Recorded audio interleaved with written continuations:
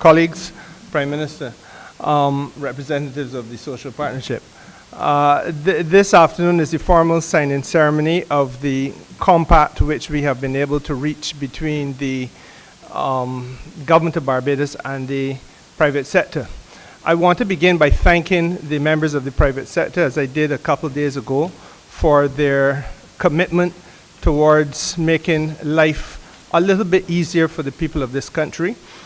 We are conscious of the challenge that the first compact presented to a number of players, but we're ever mindful of the fact that it is now a time at which all of us have, without exception, to dig a little deeper and try a little bit harder in order to make sure that we're able to achieve stability, or maintain rather stability, across this society. Prime Minister, I don't think that I need to make any long speech with respect to a summary of what it is that you I had actually done that before.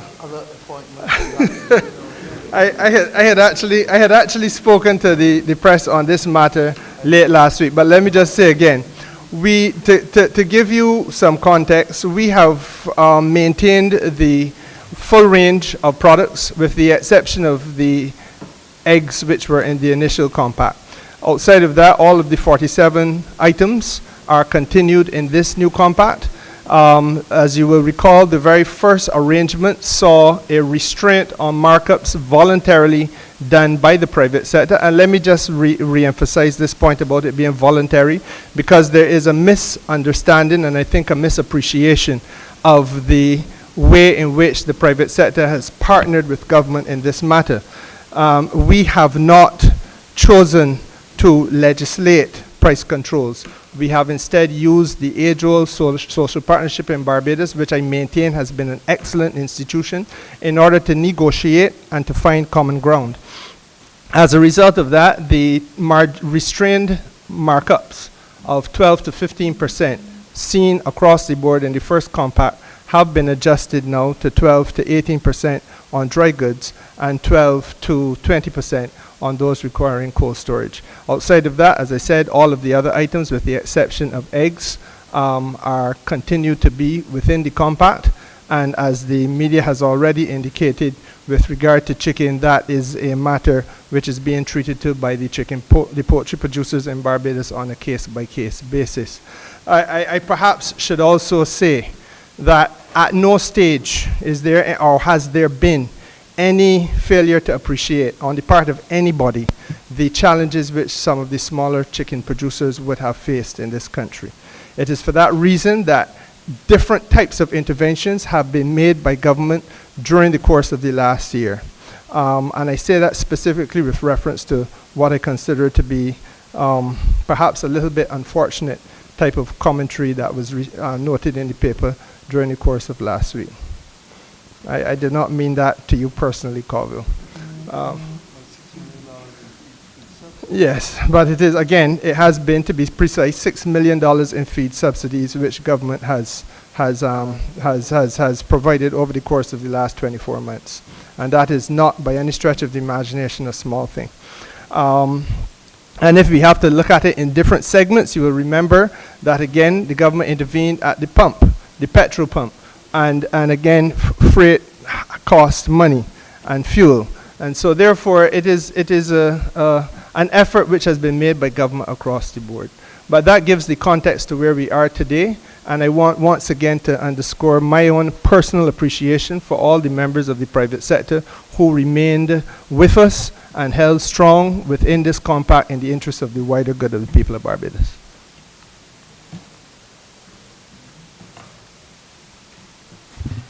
Good afternoon, colleagues, Social Partnership, our Ministers of Government and Prime Minister.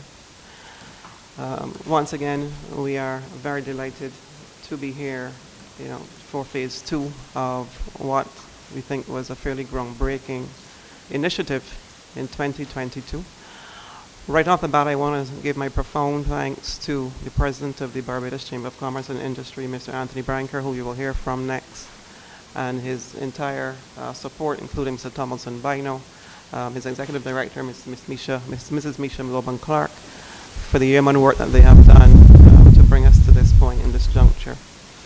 Mr. Branker will no doubt get into more specificity in terms of some of the key differences between Phase 1 and Phase 2.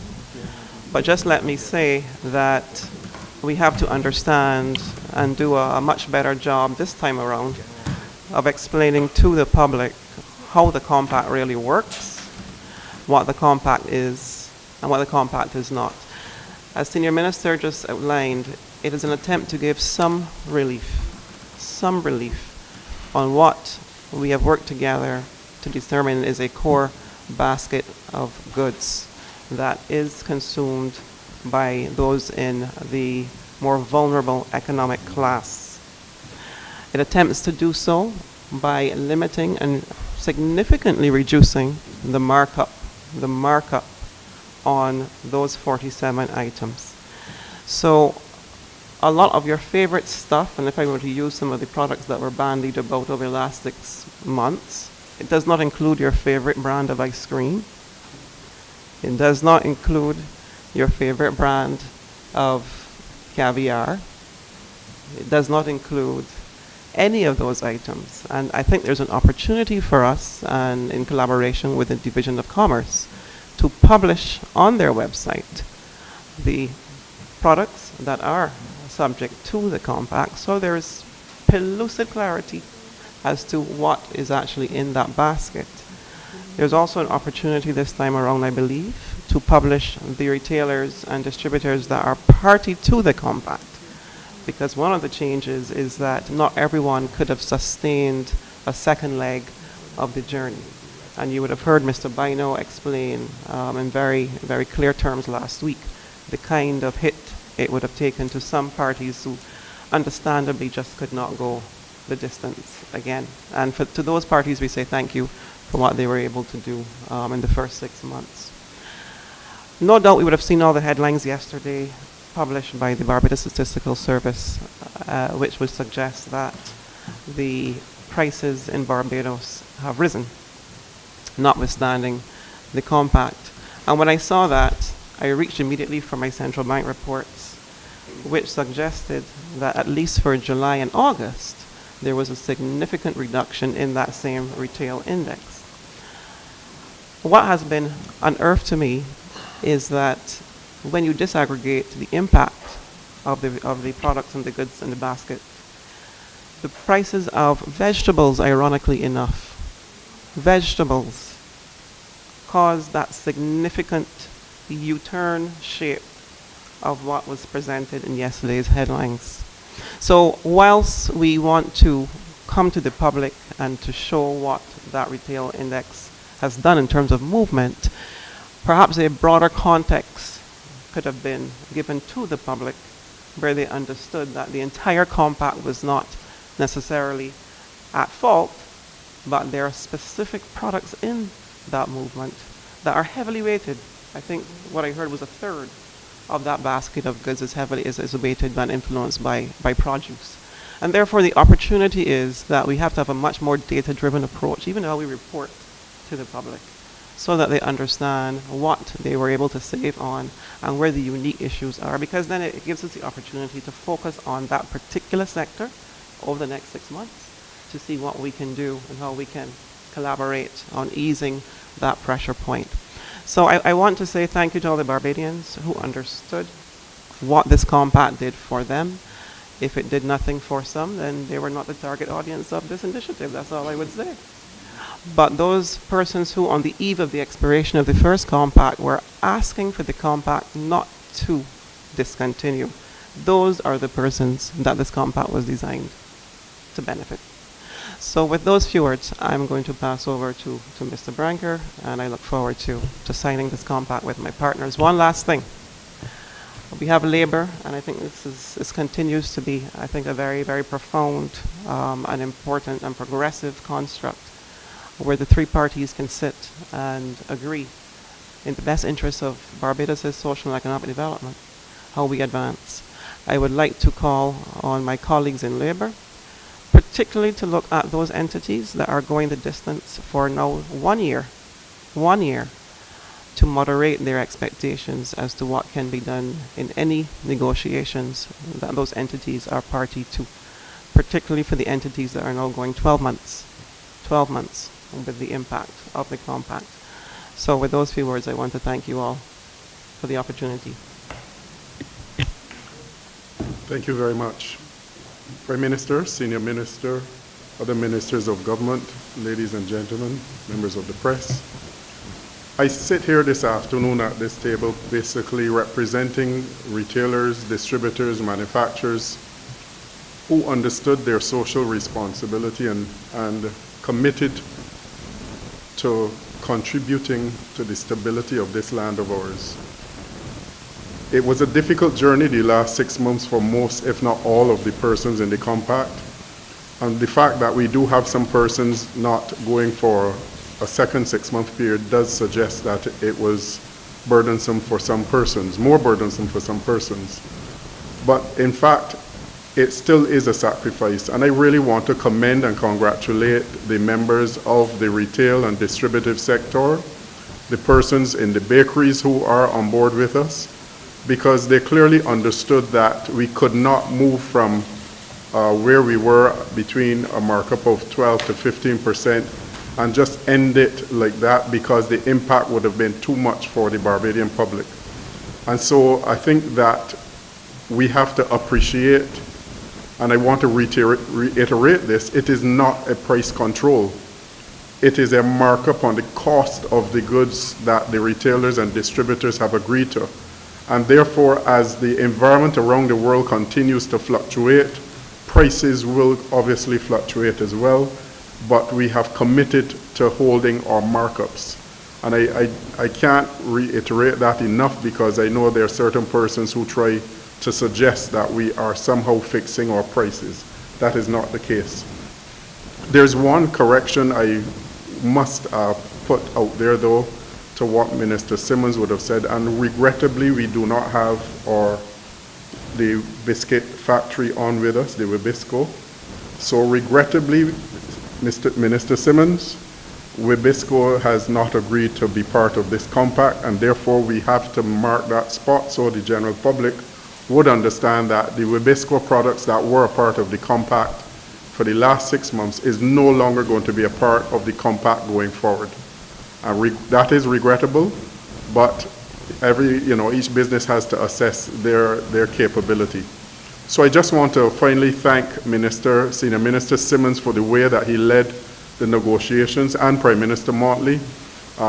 This round of negotiations was robust, but at the same time, it was conducted in a manner that that what we were putting on the table was appreciated and understood, and therefore we are happy and pleased to be here today to be part of this signing activity. So I thank you.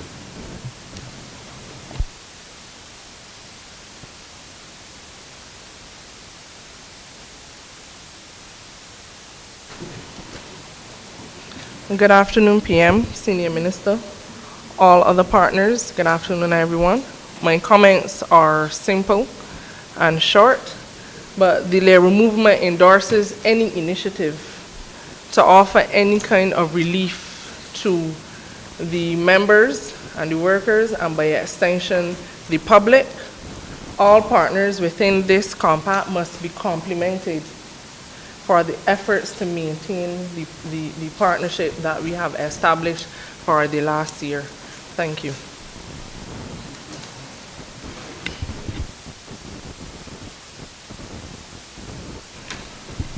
Thank you, Prime Minister. Thanks to the other members of the table.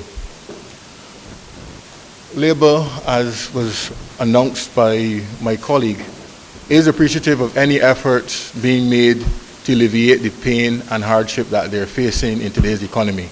And we mark this occasion as a forward step in the right direction. We believe that this, however, would be looked at as a component of the work that is being done by the social partnership to bring further relief to the members and citizens of Barbados.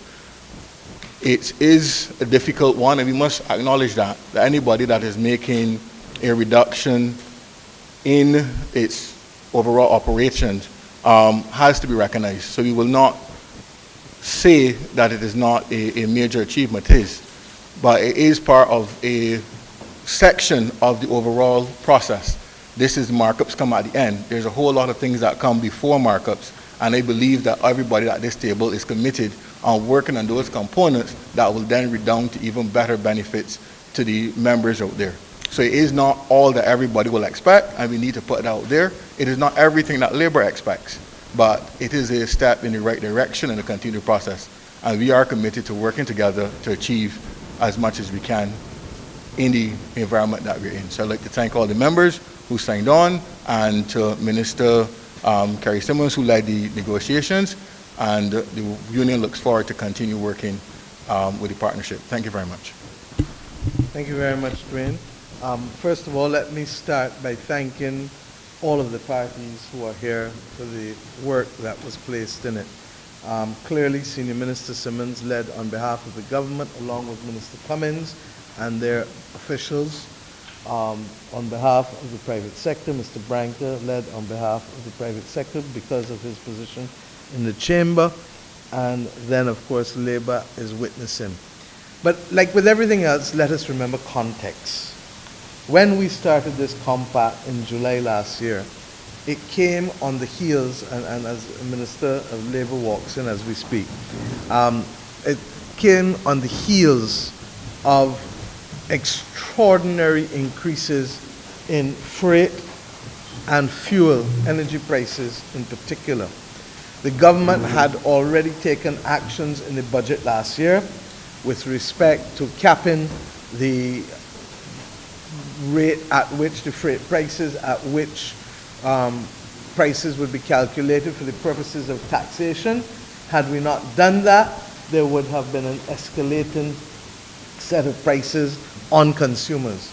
We had also capped the VAT, the price at which we would take the VAT from fuel prices on, and then we came to the point where we were also continuing to see, in spite of that cap, fuel prices continue to rise.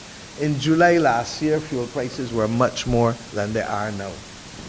Today, freight prices are less equally than they were when we started to take the actions that we were taking.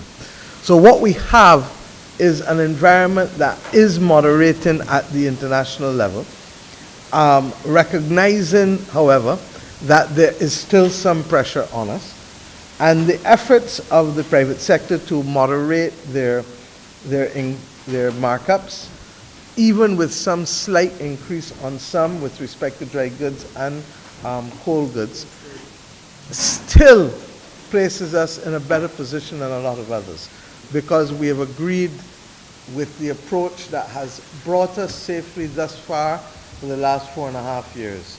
Share the burden, share the bounty when it comes again. And it is against that backdrop, therefore, that we do recognize that it is beyond their control to deal with prices that are being imported, but it is within their control to moderate the extent to which they may profit from them.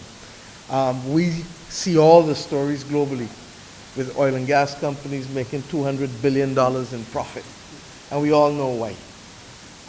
By the same token, what we have taken a decision to do, and we've done it, and government has extended it with the VAT at 10% for electricity rates up to 250 kilowatt hours again, and we're extending it, we hope, until the 30th of September in the first instance again, to ensure that we can keep the pressure off of persons. But context means everything too, and we get it, because that's why ahead of time, the decisions that we had made to be able to reduce corporation taxes, the decisions that we had made to be able to reduce personal income taxes, all of you in front of me have benefited from it for the last 3-4 years. The decisions that we made to increase reverse tax credit and who could benefit from it. The decisions that we made to increase welfare rates by 40% and to also broaden the platform of rates that were then available to persons. All of this goes into the mix. But it is hard. And it is hard because we just happen to be living in a world that is significantly different from the world that we were living in at the beginning of this century. And regrettably, there are times in life and the Bible tells us the stories, history tells us the stories, that there are peaks and valleys. And regrettably, the world is going through a valley. The fact that countries across the world have had to use monetary policy, the use of interest rates, increasing interest rates to moderate cost of living, tells you that we do not walk this journey alone. But equally, we are not without capacity and power. And that is why we said from the beginning of this compact in July last year, this does not cover everything. It would be impractical for us to believe that it could. But it covers 47 basic items. Initially it was 49, I think. It covers 47 basic items that almost every Barbadian household will have to use. And there are those who may want to continue to have a range of cheeses or a range of different choices. We get that. But now is the time for us to deal with necessities as opposed to what we would like, what we want.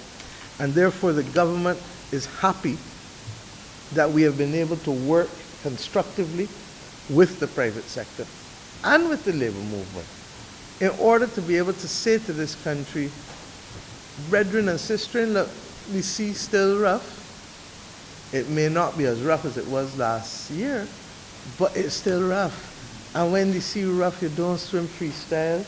You may not, and for sure can't swim breaststroke and backstroke. You might get a dog paddle, or you might have to float and come in.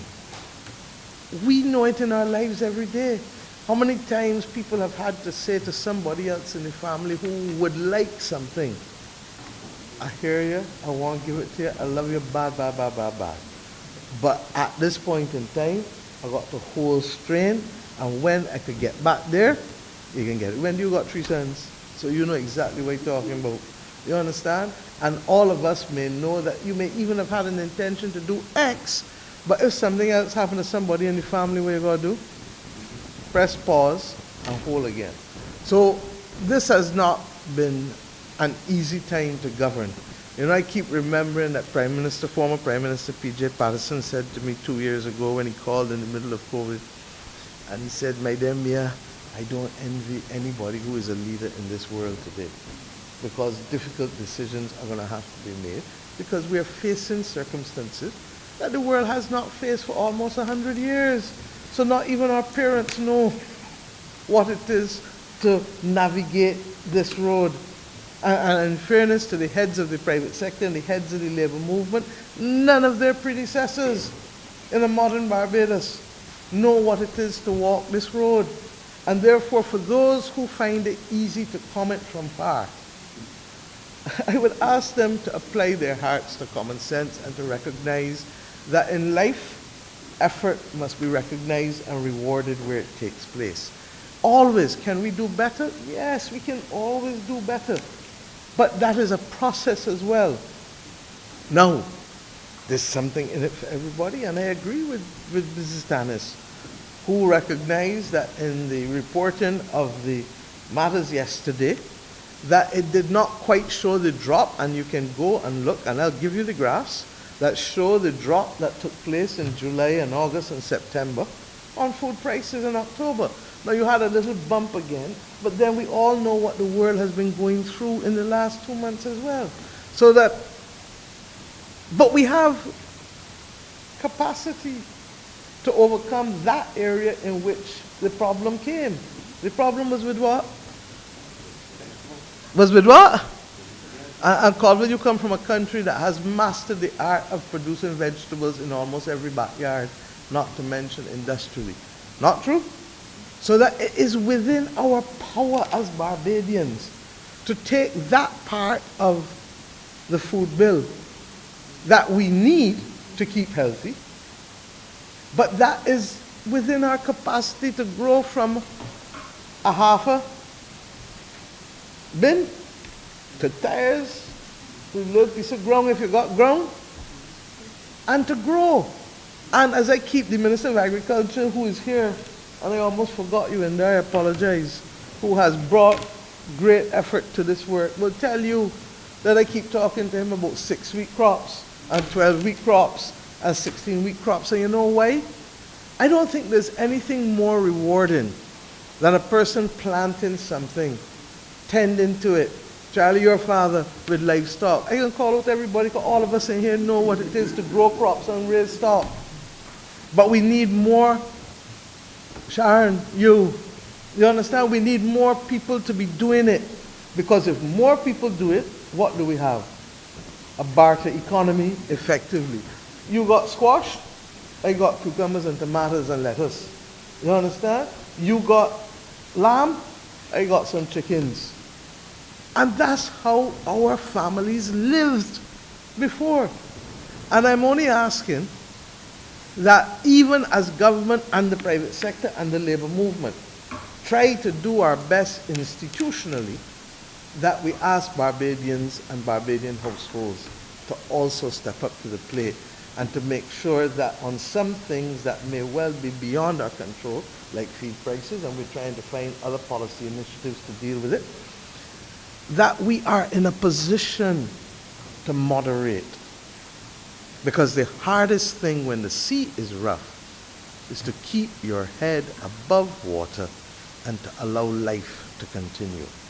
There will be a time when you will get back and moving. And when I look at what is before us, as I said, in terms of the capital program that the government has, both on and off balance sheet, which you'll hear a lot of. Tomorrow the estimates will be laid. The process of unfolding the program of government over the next 4 weeks will take center stage, both in terms of its expenditure, its revenue, its macroeconomic and fiscal and financial policies, that we will understand that we are heading in the right direction, but we have not yet reached safe harbor. Things are looking better. The clouds are not as heavy as they were before, but we have not yet reached there. And if you try to let go your hand and to do everything as you are coming to shore before you get to shore, a riptide can still take you away. And people can drown sometimes in 6 inches of water, far less 6 foot of water. So I'm asking the country to bear some more. Bear with us. We are going to get there. We are better than we were, God knows, that we were last year, and certainly 2020 and 2021. But it is a process. All of us know that when we have an injury, as much as we want to get up out of the bed, you're a footballer, you're injured, you sprain your ankle, as much as you want to get up and move immediately, there's some things that you just have to allow the passage of time to help you with. And this situation with inflation globally is one of those things. We are seeing improvements. And you guys watch CNN, BBC, Al Jazeera, all of them.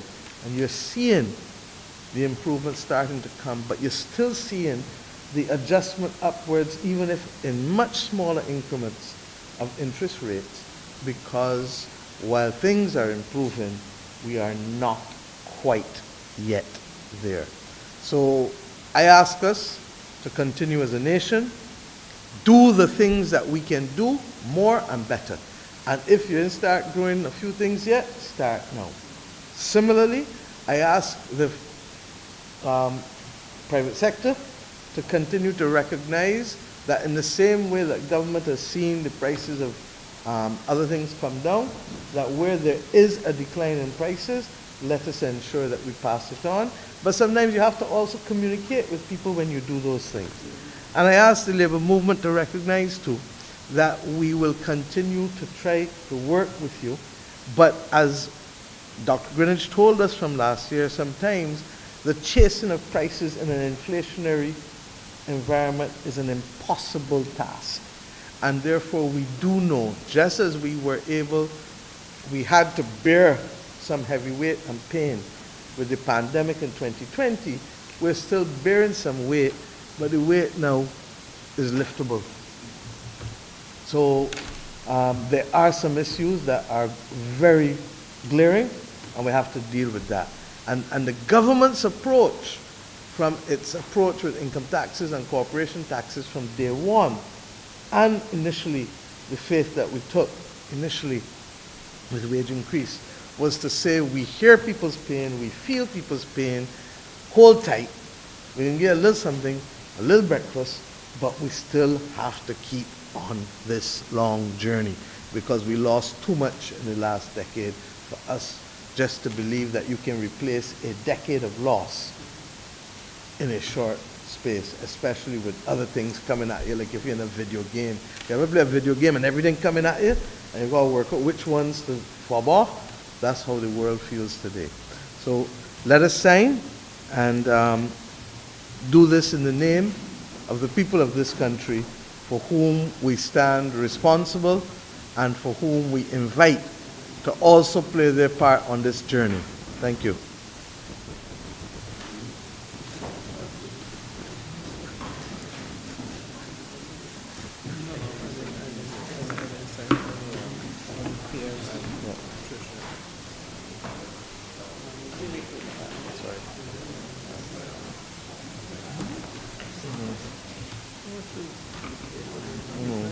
Sorry, Kerry, you were saying underneath, this underneath. Forgot. Here, look. This one? This one? Okay, you done?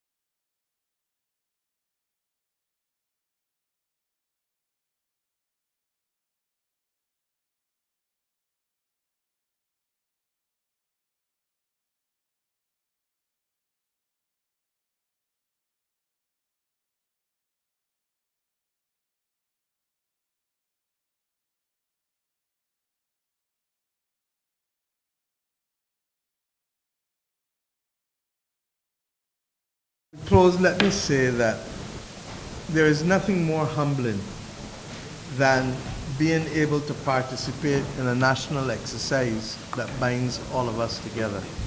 And that has been the beauty of this country that we have inherited, and that is the kind of country that we want to continue to manage and leave for our children and our children's children. What we are doing here, some may take for granted locally, but this is not the norm in the majority of countries of the world. And people are left to their own devices and to face the winds on their own.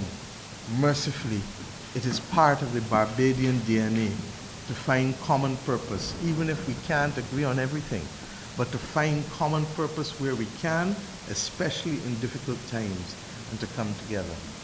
Okay, so thank you for coming. Is there any questions before we go?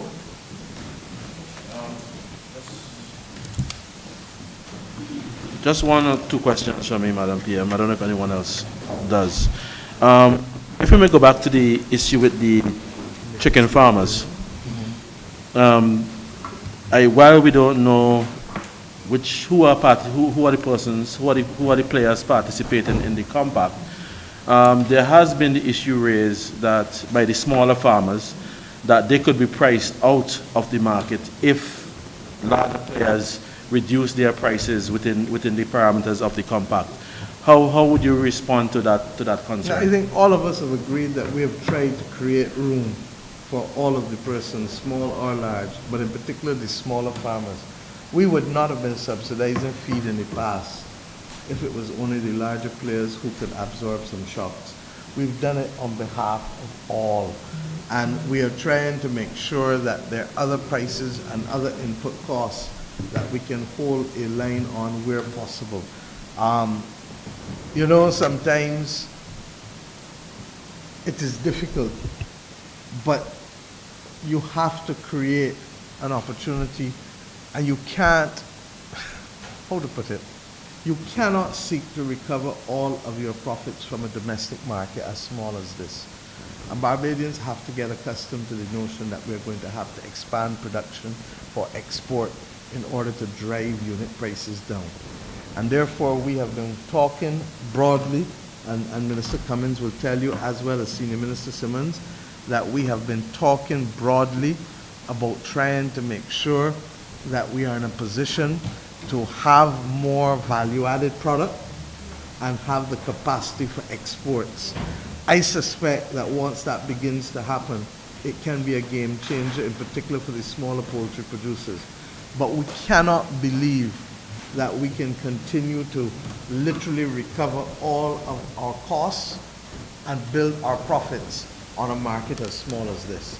And even if we were to look at the rest of the Caribbean, Jamaicans love chicken backs. Trinidadians love chicken legs. Bajans love chicken wings, although we need to stop loving it because it's bad for you. And I'm serious about that.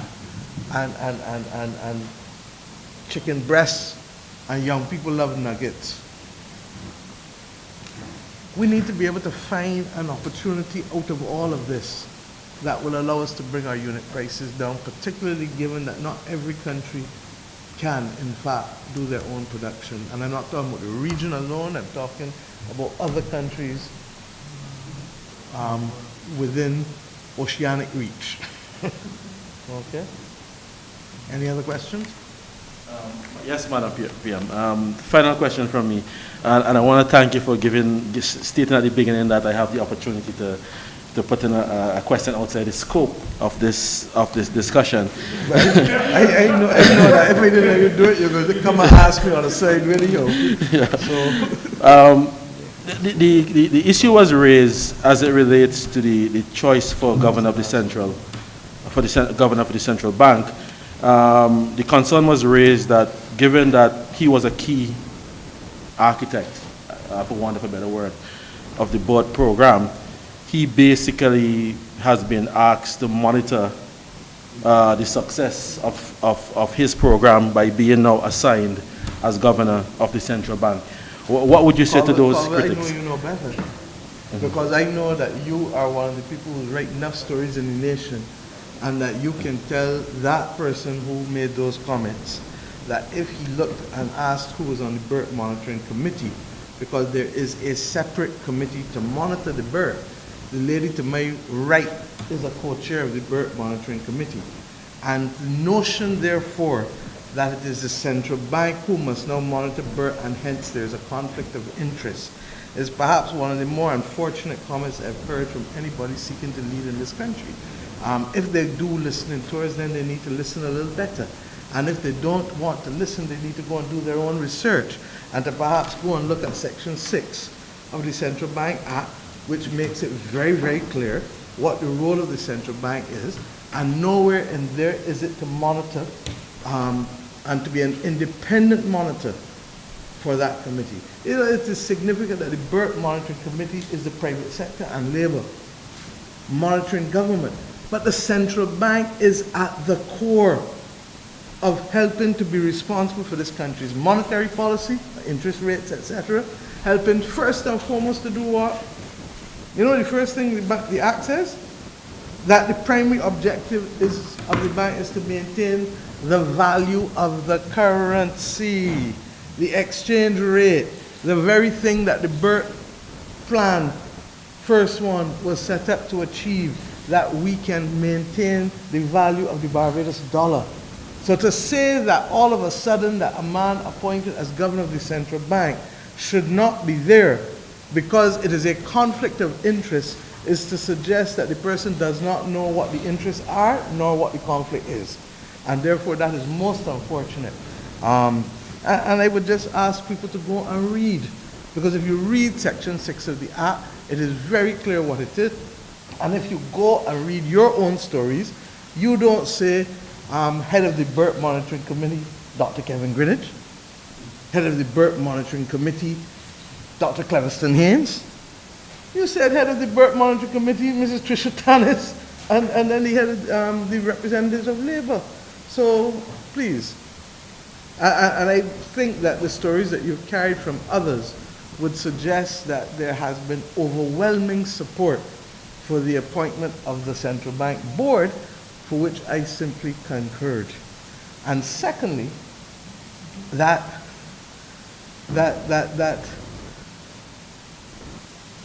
An opposition doesn't have to oppose everything.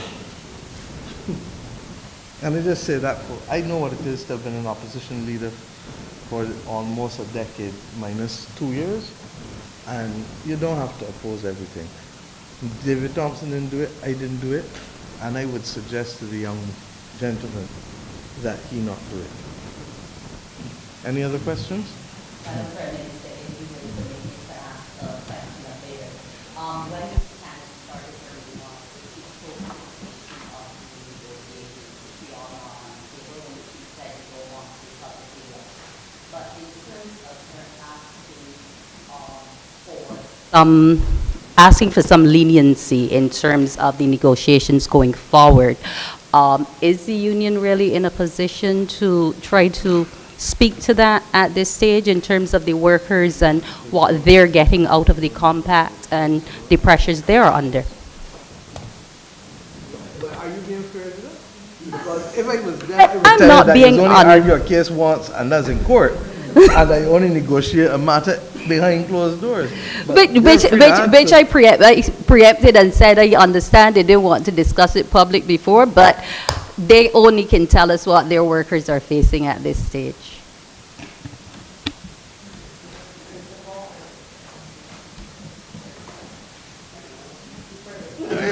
It's okay. He's the private sector. Well, in terms of negotiations and what the workers are facing, we continue to treat to negotiations in a varied approach. And the Executive Council and the senior members of the union will continue to consult internally, take the information that is available as we go into each round of negotiations. And that's the philosophy we are imposing. We're having constant discussions with our members, and we are taking each negotiation as it comes.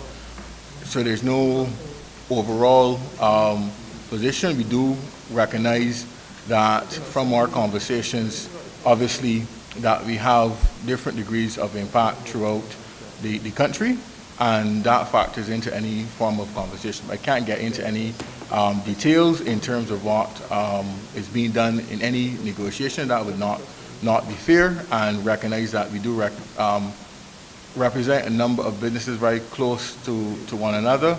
We generally don't speak in negotiation terms in public forums. But I can tell you that as we go through, we are working with our different business partners to try to achieve as best as possible the win-win situations that we normally strive for. Can you say when the next round of negotiations is? Negotiations for whom? We are talking private, so there's a vast number of dates. If you're talking about public sector negotiations, at this time the Barbados Workers Union has no comment on public sector negotiations.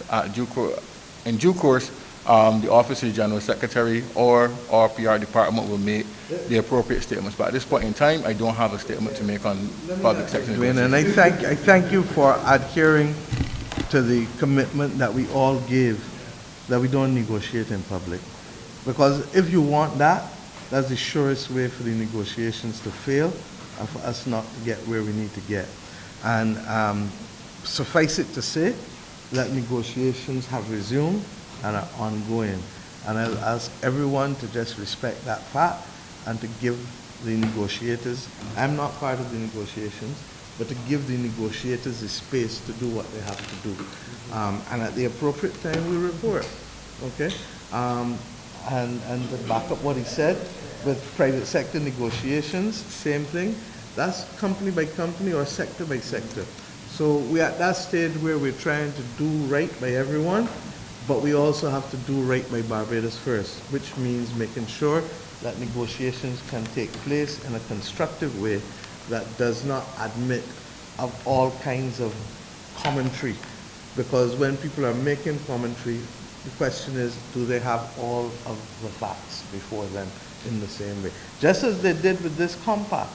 There are people who threw cold water on it before we even started it back. But I also know how and where some of them look and what they listen to and why they would want to throw cold water. So Barbados is a small place. Okay. Thank you very much, and I look forward to seeing some of you over the course of the next few weeks as we get in deep into the estimates debate, which is really the work of government. Thank you.